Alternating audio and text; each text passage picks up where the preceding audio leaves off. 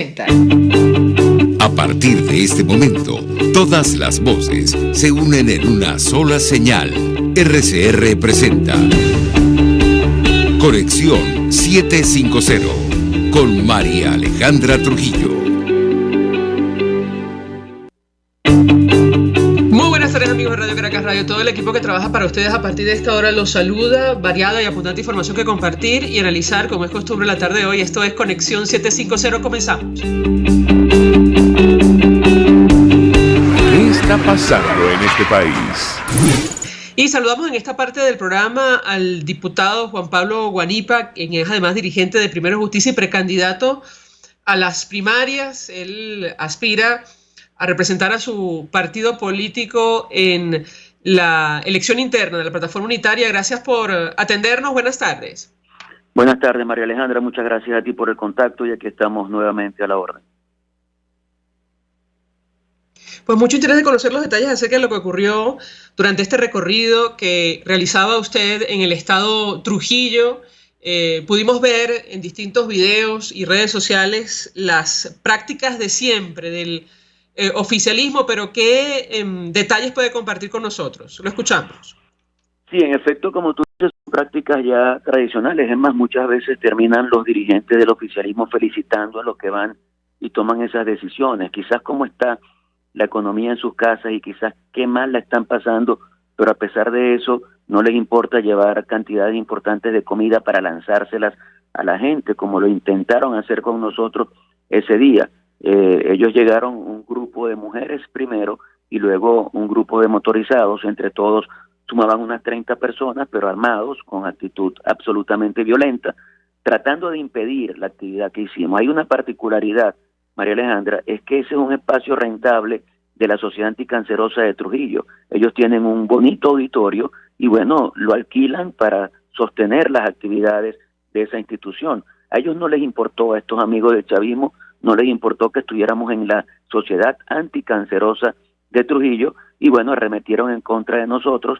Yo te decía antes que ellos estaban como buscando un video en el que yo apareciera y en el que ellos me lanzaran tomates, huevos, para después decir que estábamos siendo repudiados por la gente, pero era algo totalmente preparado por ellos y bueno, yo logré escabullirme e impedí que pudieran tomar ese video, pero sí hicieron daños a las instalaciones, destruyeron también 2 camionetas de gente que estaba allí asistiendo a la actividad y en definitiva pues son cosas que uno dice, ¿cómo puede ser posible que lleguen hasta eso? Al final impedían, nosotros pudimos hacer la actividad, gracias a Dios, fue una reunión con la dirigencia de Primero Justicia en todo el estado de Trujillo, con todos sus municipios, esa actividad se pudo realizar, pero después se nos impedía salir del sitio y bueno, tuvimos que realizar un pequeño operativo que me permitió a mí salir y ya conmigo afuera la gente pudo salir sin mayor inconveniente.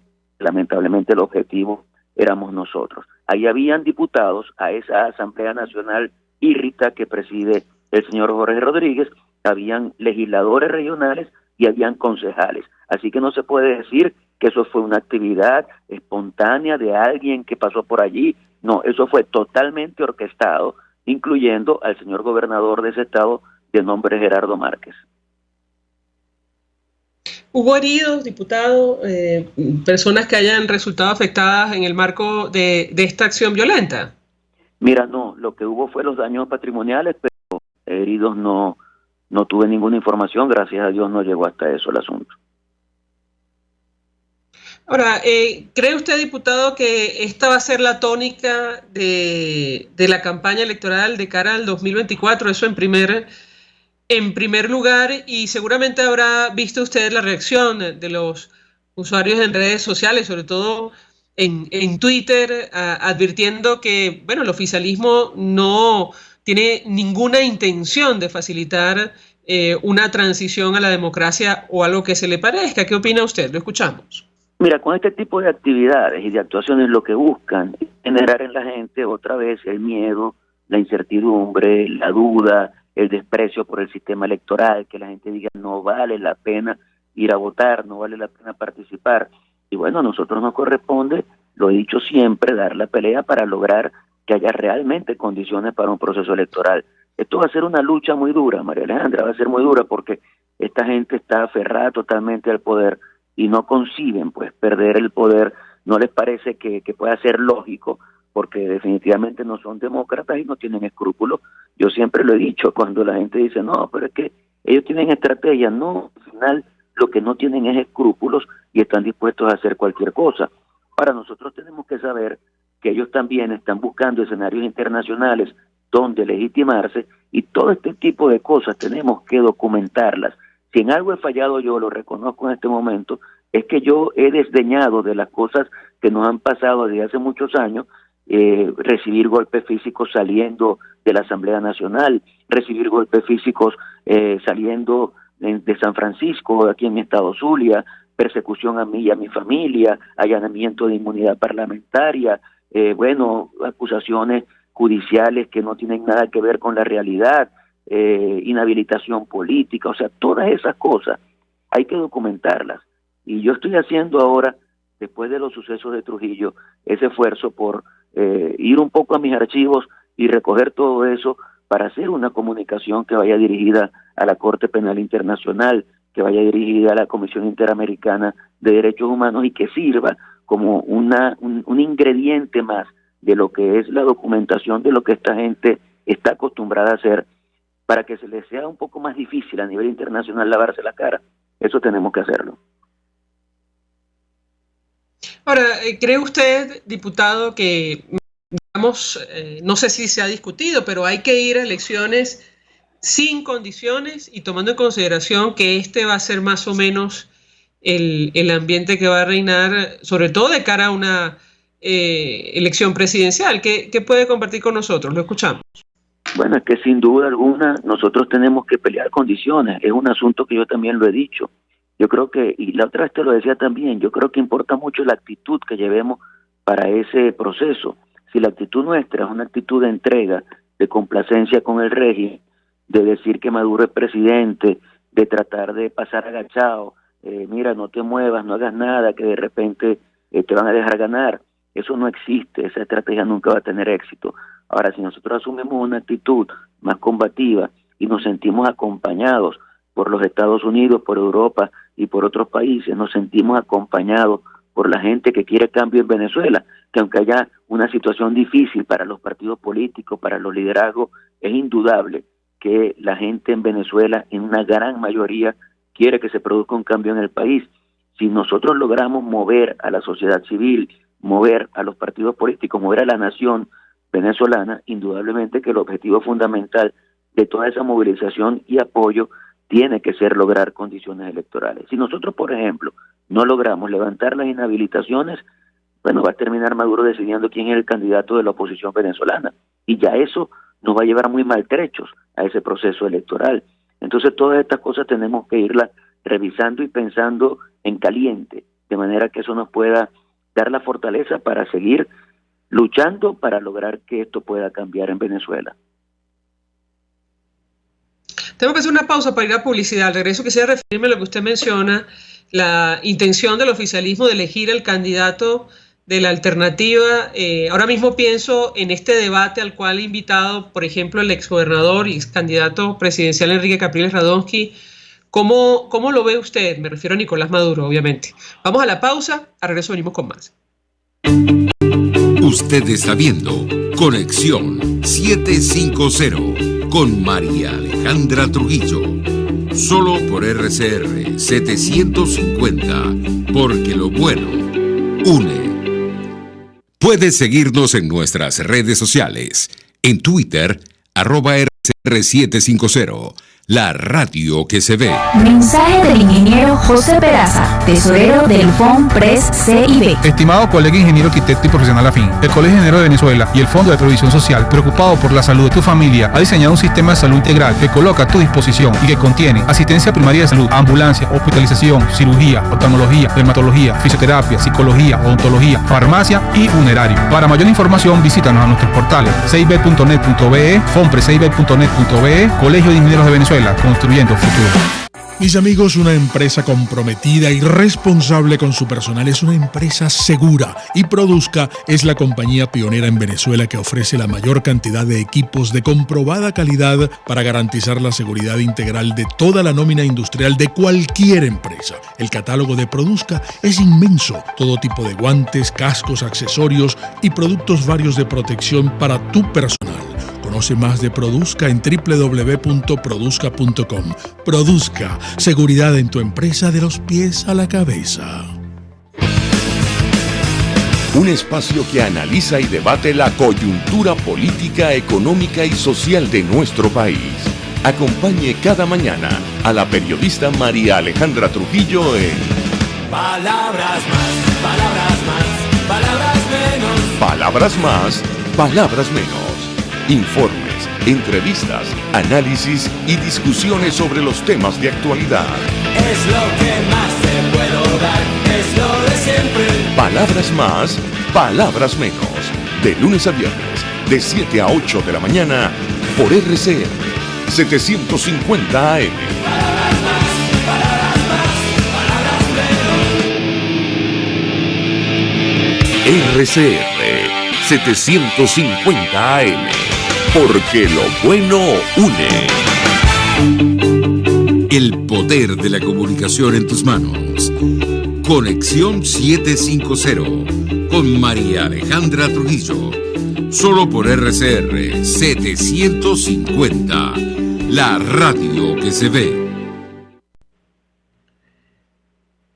Continuamos, amigos, en Conexión 750, hablando con el diputado Juan Pablo Guanipa, diputado de Primero Justicia, dirigente nacional de esa organización, quien es precandidato a las primarias. Él aspira a representar a su partido en esta elección interna de la Alternativa Democrática. Yo le dejo una inquietud. Usted menciona la intención abierta del oficialismo de elegir a su candidato de cara a unas eventuales elecciones presidenciales. ¿Cómo ve usted, qué lectura hace usted a esta invitación a debatir de Nicolás Maduro al ex gobernador y ex candidato Enrique Capriles Radonsky? Diputado, lo escuchamos. Mira, todo lo que haga Nicolás Maduro va a buscar la división, la dispersión de la Alternativa Democrática. A veces se refiere a Enrique, en otras oportunidades a Rosales, en otras oportunidades a Guaidó, con nosotros mismos cuando hicimos una denuncia, cuando él decía que Vargas estaba mejor que Miami, casualidad de la vida que yo ese día estaba en Vargas, y comencé a ver tanta basura, tantas situaciones, casas totalmente abandonadas, que dije, pero bueno, ¿cómo vamos a dejar pasar esta farsa de Maduro? E hicimos un video allí que tuvo bastante repercusión, y después tuvimos también el ataque del señor Maduro. Él lo hace con el objetivo de dividir a la oposición, y en algunos casos también para levantar egos de candidatos que sientan que son los únicos que pueden vencer a Nicolás Maduro. Y aquí el único candidato que puede vencer a Maduro es la unidad. Y la unidad pasa por una elección primaria con toda la amplitud posible que permita que con transparencia se elija una sola persona y que luchemos para que esa persona, sea quien sea el presidente de la República. Yo puedo ser hoy aspirante a enarbolar las banderas de Venezuela y de Primero Justicia para luchar contra Maduro, pero a mí eso no me quita el sueño. Estoy tranquilo con respecto a eso. Mi objetivo fundamental es lograr que el cambio político se produzca. Si soy persona para eso, a la orden estoy. Si no soy y es otro, apoyo al que sea, desde el más radical al más, ¿cómo te puedo decir?, más blando, no importa. Al que quede de una elección primaria, a esa persona la voy a apoyar, con el objetivo de que logremos salir fortalecidos a ir por la presidencia de la República, con condiciones y con la necesidad de levantarle nuevamente el ánimo a los venezolanos, porque esa es una tarea por hacer.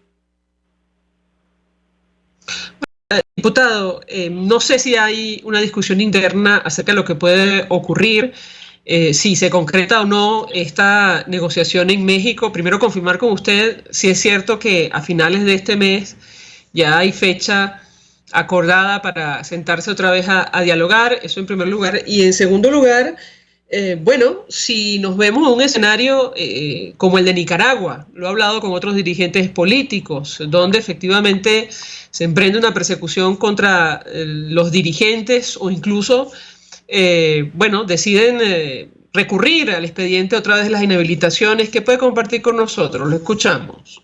Bueno, mira, son las realidades que tenemos que administrar, muy complejas. Yo siempre insisto con el tema de la reunión en México, que eso tiene que ser visto como una negociación.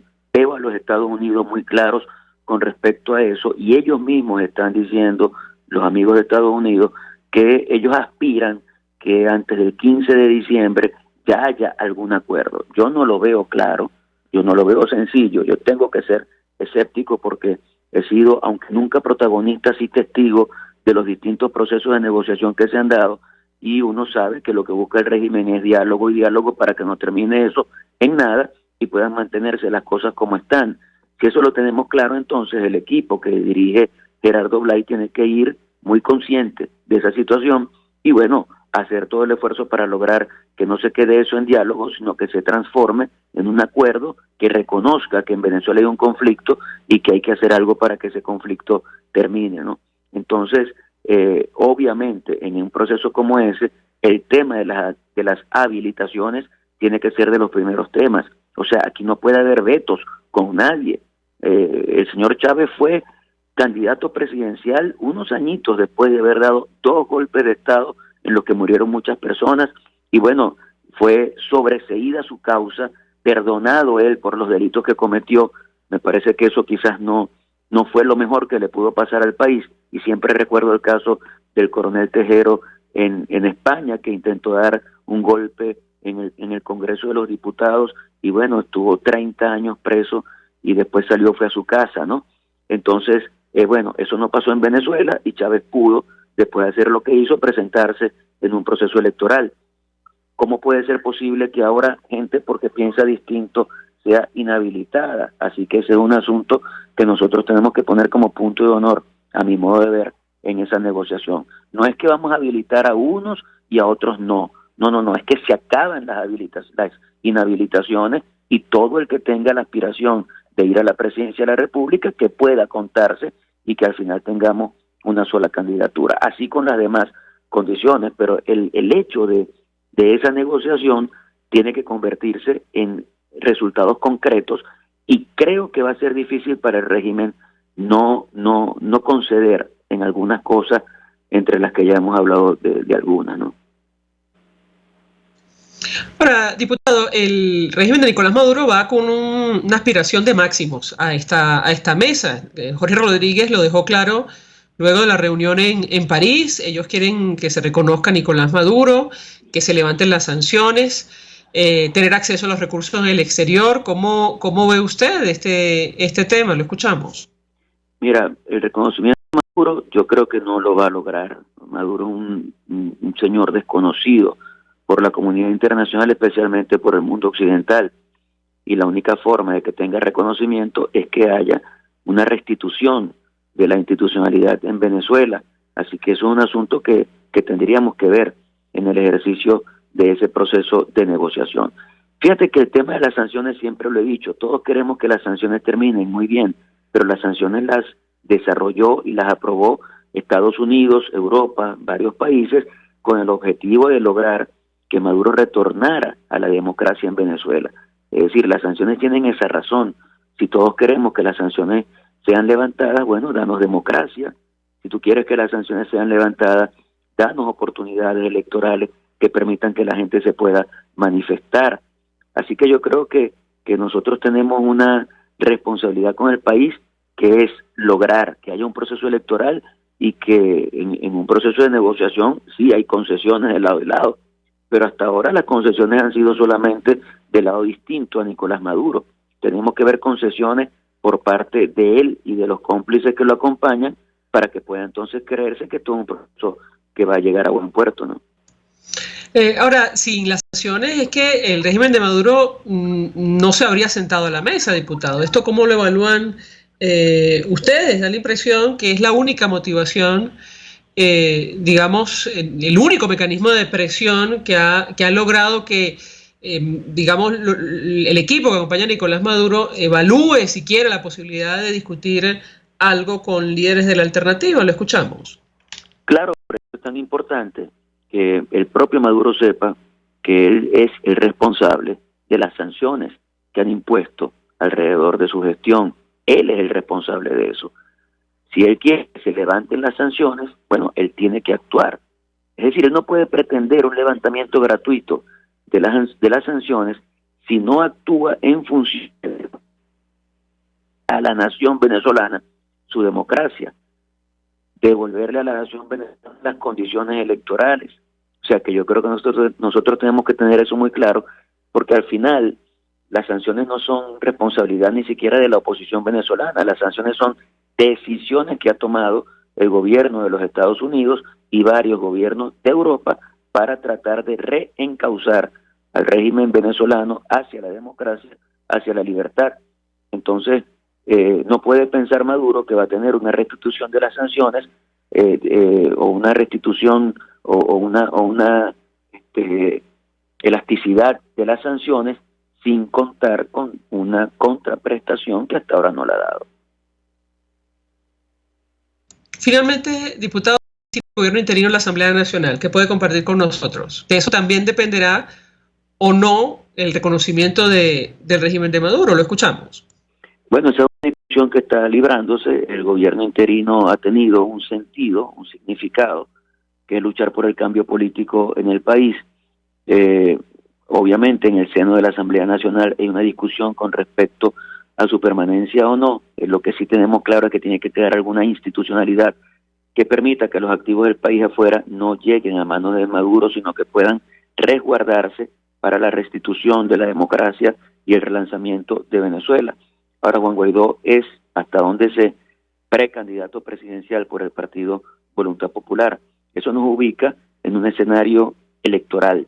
En ese escenario electoral, cualquiera que quiera participar avalado por su partido político tiene total derecho a hacerlo, pero eso cambia un poco la dinámica con respecto al tema del gobierno interino y nos obliga a revisar alternativas para mantener una institucionalidad y para lograr seguir adelante en todo este proceso. ¿Qué alternativas están manejando que pueda compartir con nosotros? Porque falta mes y algunos días para que se acabe, digamos, el periodo de la Asamblea y del gobierno interino. ¿Lo escuchamos? No, hay distintas opciones, ¿no? Una de ellas tiene que ver con la Comisión de Administración del Gasto y la institucionalización de distintas instancias.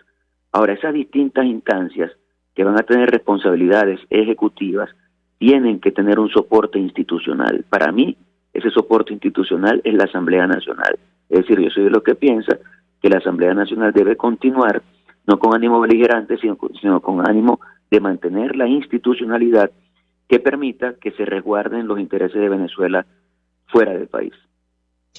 Diputado Juan Pablo Guanipa, un millón de gracias por atendernos, acompañarnos estos minutos. Diputado de la Asamblea Nacional, dirigente nacional de Primero Justicia, quien, bueno, sufrió este acoso de seguidores del oficialismo durante un recorrido en el estado Trujillo. Gracias. Nosotros vamos a la pausa y al regreso venimos con más. Estás en sintonía de Conexión 750 con María Alejandra Trujillo, solo por RCR 750, porque lo bueno une. Síguenos a través de Periscope, @RCR750, la radio que se ve. Mensaje del ingeniero José Peraza, tesorero del FONPRES CIB. Estimado colega ingeniero arquitecto y profesional afín, el Colegio Ingeniero de Venezuela y el Fondo de Previsión Social, preocupado por la salud de tu familia, ha diseñado un sistema de salud integral que coloca a tu disposición y que contiene asistencia primaria de salud, ambulancia, hospitalización, cirugía, oftalmología, dermatología, fisioterapia, psicología, odontología, farmacia y funerario. Para mayor información, visítanos a nuestros portales cib.net.be, fonprescib.net.be, Colegio de Ingenieros de Venezuela, construyendo futuro.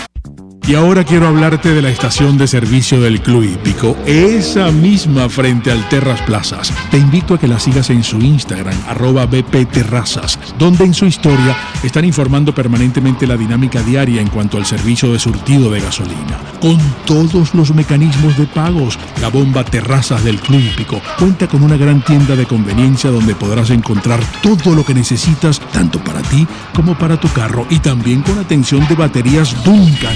Estación de servicio Terrazas del Club Hípico. Calidad y servicio de primera clase.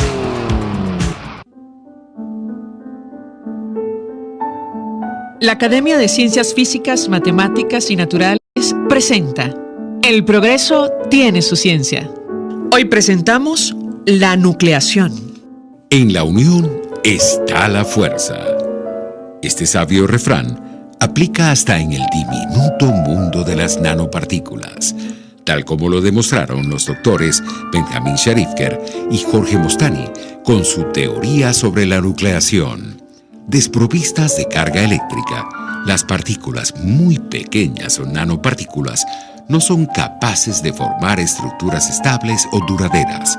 Sin embargo, los iones o partículas cargadas eléctricamente contenidas en una solución ceden su carga y se organizan en cristales por efecto del potencial, dando como resultado una inmensa variedad de formas estables de un elemento mediante un proceso denominado nucleación. La nucleación ocurre en una diversidad de procesos naturales como la formación de nubes o el crecimiento de corales, pero su uso de manera controlada ha generado un nuevo campo, la nanotecnología, con innumerables aplicaciones en la medicina, en el ambiente y en la industria energética y electrónica. En el laboratorio de la Universidad Simón Bolívar, los doctores Benjamin Sharifker y Jorge Mostany, junto a sus discípulos, han estudiado la nucleación desde los años 80 y han propuesto una teoría de nucleación que se ha convertido en el modelo estándar para explicar la deposición de nanopartículas metálicas en superficies.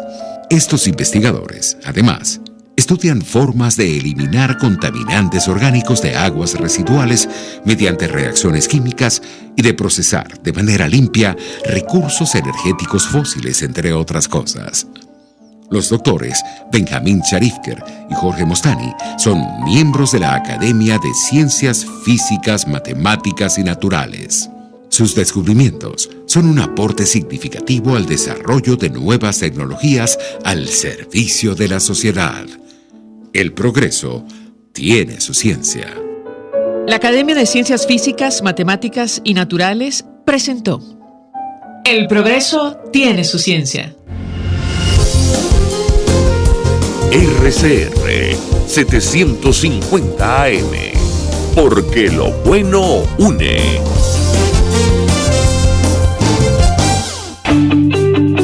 María Alejandra Trujillo te acompaña en Conexión 750, solo en RCR 750, la radio que se ve. Claro y raspado. Continuamos, amigos, en Conexión 750 y a esta hora nuestro invitado Félix Gerardo Arellano, internacionalista, quien conoce perfectamente el tema que debatimos en esta parte del programa. Profesor, gracias por atendernos. Buenas tardes. Buenas tardes, cordial saludo para ti, tu equipo y la audiencia. Pues mucho interés de conocer su opinión, Alicia, acerca del tema que nos ocupa. Estamos tratando de hacer balance acerca de las relaciones internacionales de Venezuela y todo lo que ha ocurrido este año. Yo le pediría un comentario inicial al respecto, tomando como punto de partida, si le parece, los cambios que ha habido en América Latina, esto cómo va a incidir en el futuro, sobre todo político, de nuestro país. Lo escuchamos. Bueno, yo creo que si observamos la situación de la región y el contexto mundial, producto de la irracional invasión a Ucrania, creo que la palabra que puede resumir un poco la situación en que estamos es la palabra pragmático, pragmatismo.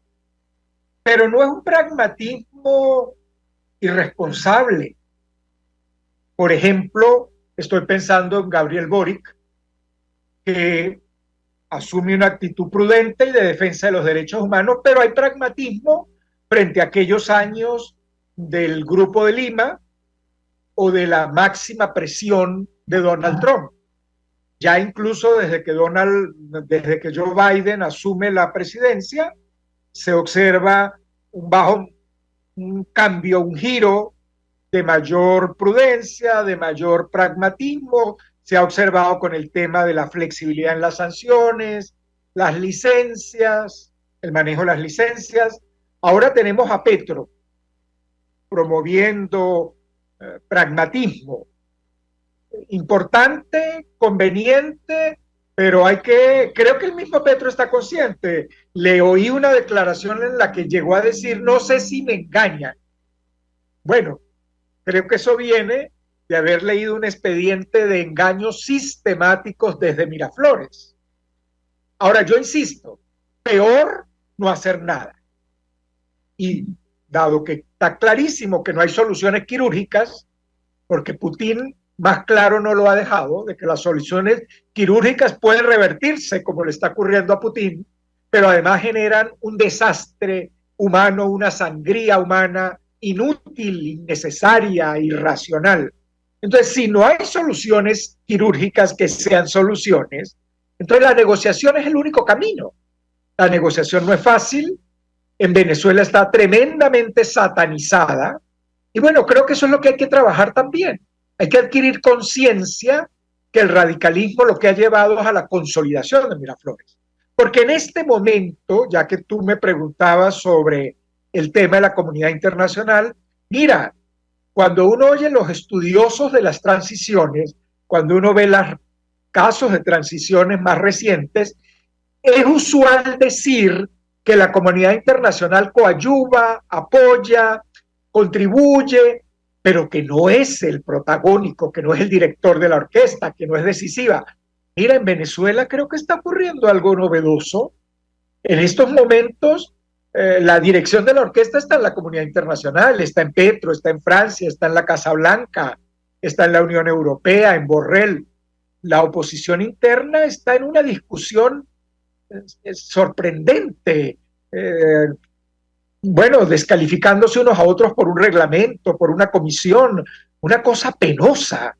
Entonces la comunidad internacional no puede resolverlo todo, pero creo que está haciendo un gran esfuerzo para tratar de que haya una salida pacífica y democrática. Como dijo el presidente Petro, ¿me estará mintiendo Miraflores? Bueno, creo que todos deben estar conscientes que es necesario una cláusula gatillo. Que si lo que se cede es para una burla y una mentira, bueno, se retoma de nuevo. Creo que no hay otra opción con este expediente tan débil que tiene Miraflores. Ahora, este pragmatismo, profesor, ¿favorece o no una transición a la democracia en nuestro país? ¿Qué opina usted? Bueno, yo creo que en principio sí lo favorece, porque el esquema radical no llevó sino a la consolidación de Miraflores. Porque cuando se creía que el bloque en el poder se iba a dividir y que las Fuerzas Armadas se iban a dividir por la última declaración del secretario de Estado, por la última propuesta de Donald Trump de promover con los generales una división, y no llevó absolutamente a nada. Lo que llevó fue una oposición que se sentó a esperar que la solución viniera desde afuera. De tal manera que creo que ante el fracaso del modelo que se ha utilizado, creo que el pragmatismo puede ayudar, pero no puede ser un pragmatismo irresponsable como el de López Obrador. Tiene que ser un pragmatismo que implique trabajo, que implique la reunión de París, que implique la presencia del Reino de Noruega. Y repito, que a lo mejor va a ser necesario dejar claro, que la comunidad internacional deje claro que va a haber una cláusula gatillo. Lo acaba de decir Borrell. Borrell acaba de decir, el canciller de la Unión Europea, que se renovaron las sanciones, pero que hay el ánimo de revisarlas, siempre y cuando Miraflores dé señales. Y bueno, yo creo que las señales son muy confusas, ¿no? Porque cada vez pone más condiciones para ir a la mesa de México. Entonces será más difícil a la Unión Europea y a la Casa Blanca. Pero es que además hay como varias facciones en el seno del chavismo. El vicepresidente del PSUV acaba de decir que está muy bien que se dialogue para que levanten las sanciones a Venezuela, pero que no se equivoquen, que ellos no van a capitular, profesor, que no van a entregar. De hecho, eso es lo que dijo. Claro, eso es absolutamente correcto. En todo bloque hay divisiones. Ahora, mi impresión es que precisamente quien has nombrado cada día está más débil dentro del bloque. Creo que las Fuerzas Armadas son las que tienen un poder mayor dentro del bloque. Y bueno, lo que sí se ha observado en los últimos meses es que hay un jefe del bloque. Eso sí creo que está claro. Ahora, conversando con otros analistas, profesor, consideran y concretamente ahora mismo pienso en el embajador, ex embajador Diego Arria, quien representó a Venezuela en Naciones Unidas, fue presidente del Consejo de Seguridad.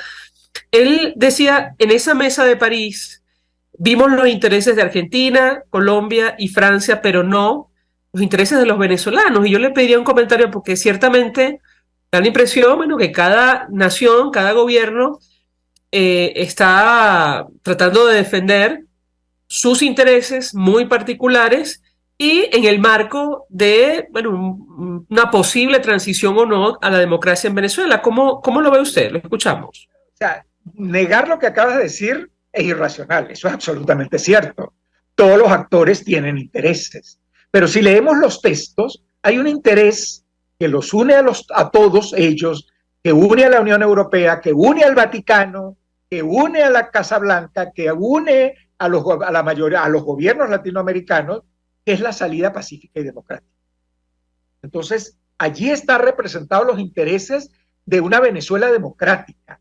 Lo lamentable es la división de la oposición, porque tú pones el dedo en la llaga cuando dices que hay un vacío de la oposición venezolana.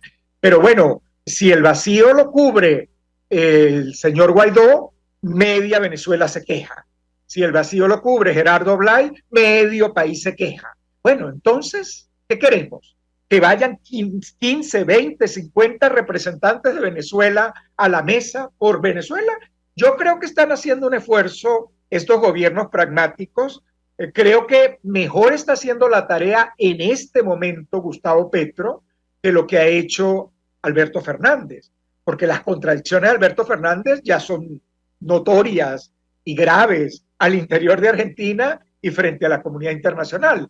Pero bueno, que se sume al esfuerzo de Petro y del presidente Macron, que ha sido más coherente en su política frente a Venezuela, creo que es positivo. Todo el que pueda, teniendo acceso a Miraflores, presionar para la salida pacífica es bienvenida. Ahora, ¿los estarán engañando? Sí, los pueden estar engañando. Ya lo hemos visto. Como dijo el alto funcionario que tú mencionaste hace un momento del partido de gobierno, pues no hay interés en la salida. Y si hay salida, pues tienen que negociarse las condiciones, porque si no hay una negociación de condiciones, no va a haber opciones. Vamos a seguir encerrados en este esquema en el que no hay avance y en el que sigue perdiendo es la población venezolana.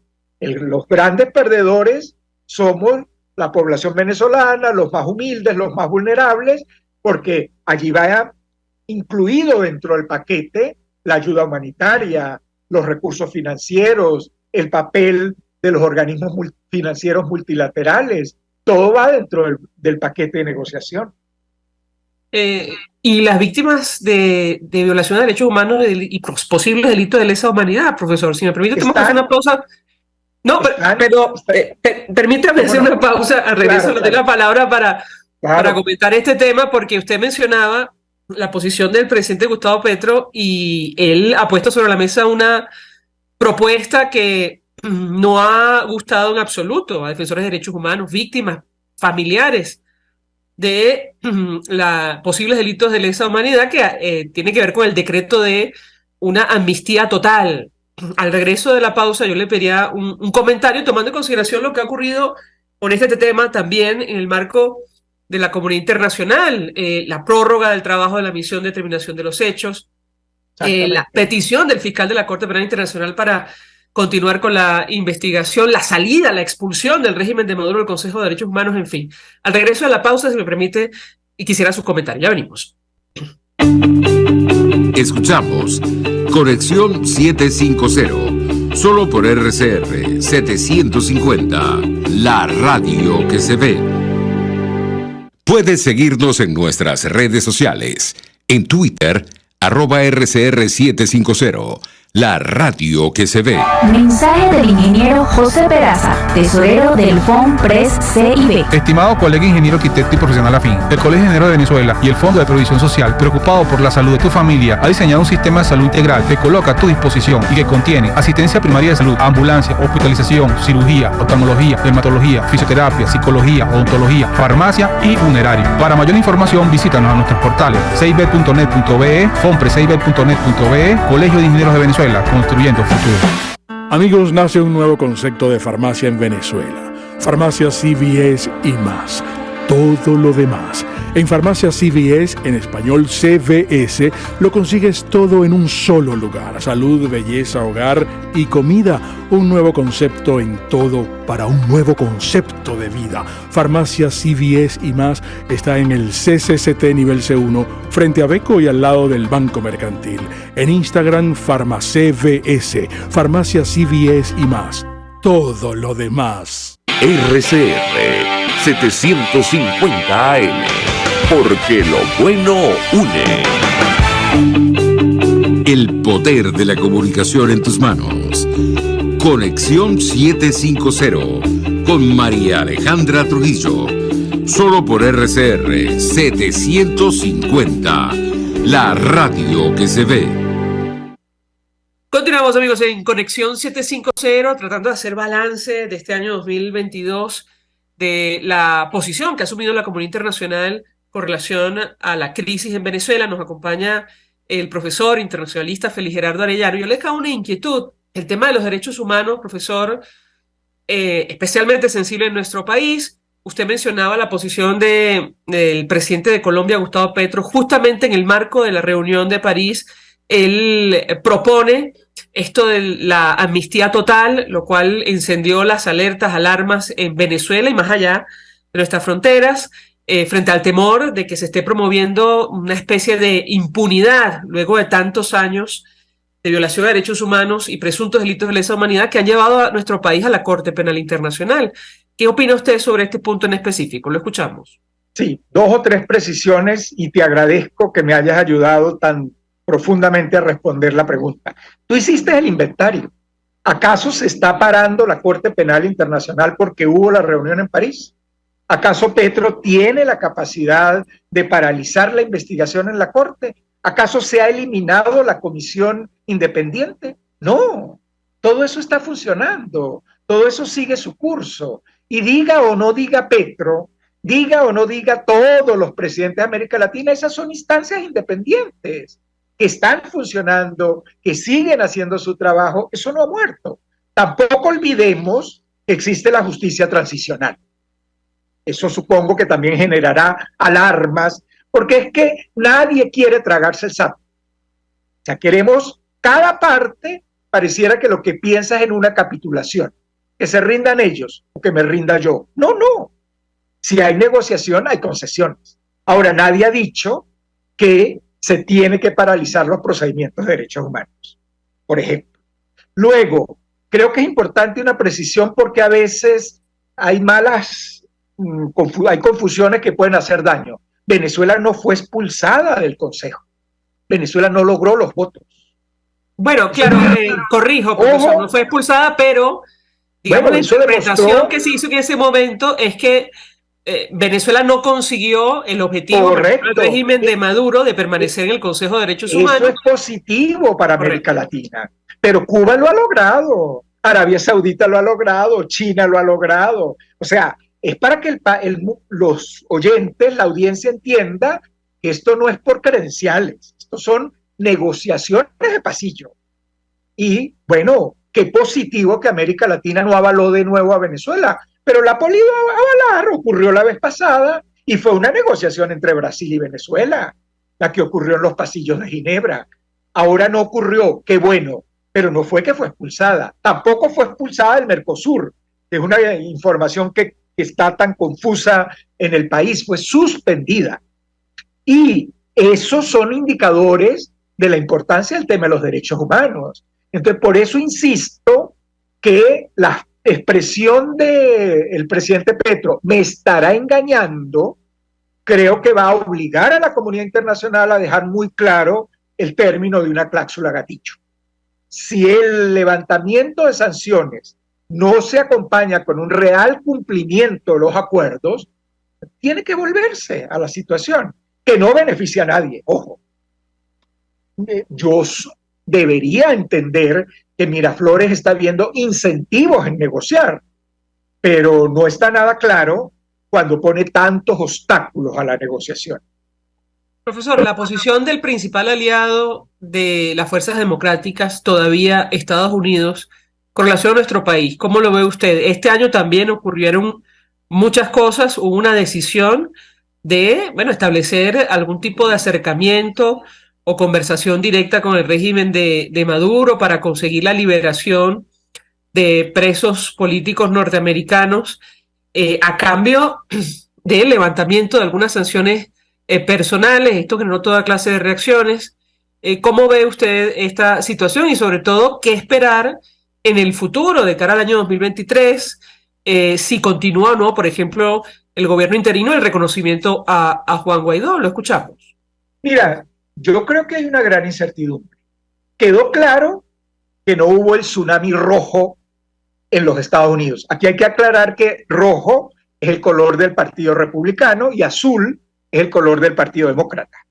Se esperaba un tsunami del Partido Republicano en las elecciones de medio término. No ocurrió. Por el contrario, salió golpeado su máximo líder hasta ahora, que es el expresidente Donald Trump, que no obstante el fracaso que fue las elecciones, lanzó ayer de nuevo su candidatura a la presidencia. Yo creo que hay una gran incertidumbre sobre el tema de Venezuela. Mínimo 2 o 3 escenarios. El primer escenario, que es el que ha planteado la Casa Blanca desde que asumió el presidente Biden, es pragmatismo. En el marco del pragmatismo, creo que va a haber revisión del reconocimiento al gobierno interino. Creo que eso no va a ser rígido. Creo que eso, como lo ha planteado la Unión Europea, como lo ha planteado algunos países latinoamericanos, tiene que ser consensuado con la oposición democrática venezolana. El problema es su fragmentación, su gran división. Entonces no veo eso tan duro y tan rígido en el próximo año, pero creo que sí va a ser fundamental la presión por la negociación y ahí puede tener un absoluto respaldo bipartidista. La otra postura, pensando en que ya empiezan las elecciones presidenciales a lanzarse candidatos, etcétera, es que no haya mayores movimientos. No haber mayores movimientos, repito, a quien más golpea es a la población venezolana, porque hemos visto cómo el bloque en el poder ha logrado formas de evadir sanciones, de lograr apoyos, pero reconstruir el sistema eléctrico del país, o el sistema de agua del país, o el sistema de internet del país, requiere de unas inversiones millonarias y de una seguridad jurídica que Miraflores no logra. Es decir, profesor, en relación a los Estados Unidos, habrá que esperar. ¿Esa es su opinión? Yo creo que vamos a ver las señales. Podría privar el pragmatismo, podría privar mantener el status quo para tener menos conflicto con el Partido Republicano en el Congreso, porque finalmente va a dominar la Cámara de Representantes, no el Senado, pero bueno, a través de la Cámara de Representantes puede obstruir muchos temas.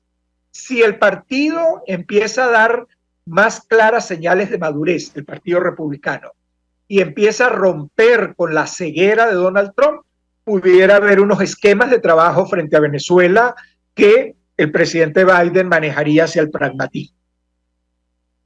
Profesor, el papel de la comunidad internacional para alcanzar el objetivo de las fuerzas democráticas, que es una transición en nuestro país, ¿cómo lo ve usted? Nos han dicho otros analistas que da la impresión que hay cansancio en relación a la crisis en Venezuela y eso, entre otras cosas, es la razón que explica la posición que han asumido varios gobiernos en relación a nuestro país. ¿Cómo lo ve usted? Lo escuchamos. Yo no comparto esa opinión, que queremos que vengan los gobiernos y ocupen el territorio venezolano.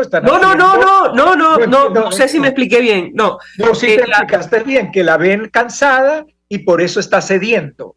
No, mira. No, que muchos gobiernos, la posición que entiendo han expresado en este espacio y otros, digamos nuestros invitados, es que muchos gobiernos efectivamente han asumido una actitud pragmática, pero entre otras cosas es por el cansancio. Entonces han decidido ceder algunas cosas, por ejemplo, el reconocimiento al régimen de Maduro, que parece evidente en algunos casos, con la designación de sus representantes diplomáticos respectivos y ese tipo de medidas, profesor. Eso es lo que no comparto, no es por cansancio, no es por cansancio, es por la realidad.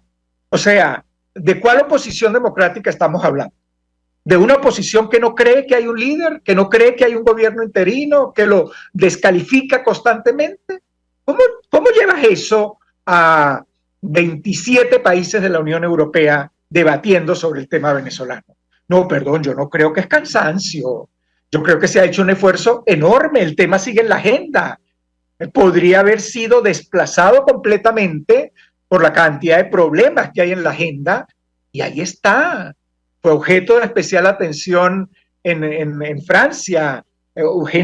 Tiene a los jefes de Estado de América Latina trabajando porque les influye, claro que sí, porque les afecta, claro que sí, pero también están pensando en la solución, y en una solución que lleve estabilidad y que lleve paz. Claro que les afecta a la diáspora, y ellos quisieran que buena parte de esa diáspora regrese al país, pero no puede regresar al país si no hay inversiones, si no hay generación de empleo, si no hay confianza, y eso Miraflores, con sus políticas actuales, no lo garantiza. Entonces yo creo que están haciendo giros ante el fracaso de la estrategia, porque es que yo creo que es conveniente reconocer que fue un fracaso la estrategia de Donald Trump. Ayudó en dar protagonismo, pero fue una propuesta individualista, radical, que no generó coordinación y que llevó a eso, a que la oposición perdiera su dinamismo, exacerbó las divisiones y no llevó a nada. Entonces yo creo que ante la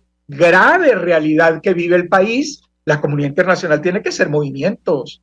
No creo que es cansancio, creo que es un pragmatismo que proviene del fracaso de la experiencia realizada y de la necesidad de encontrar soluciones concretas, pero repito, muy sabia la expresión del presidente Petro. ¿Nos estará engañando? Puede ser que nos esté engañando, claro que sí, porque lo ha hecho sistemáticamente. Ahora, cansancio sería no hacer nada. Perfecto, creo que el punto queda absolutamente claro, profesor. Félix Gerardo de Llano, un millón de gracias por atendernos, acompañarnos. Un gusto conversar con usted, internacionalista, expresando opinión y análisis acerca del tema que debatimos en esta parte del programa, tratando de hacer balance, insistimos, de la posición que ha asumido la comunidad internacional este año 2022 con respecto a Venezuela. Nosotros nos despedimos. Lo hacemos a nombre de Jaime Nestares de la Dirección General de la Estación, en la gerencia de producción Willy Charcaya, en la producción Jay Pacheco, en los controles Gregorio González, quien tuvo el placer de acompañarles, María Alejandra Trujillo.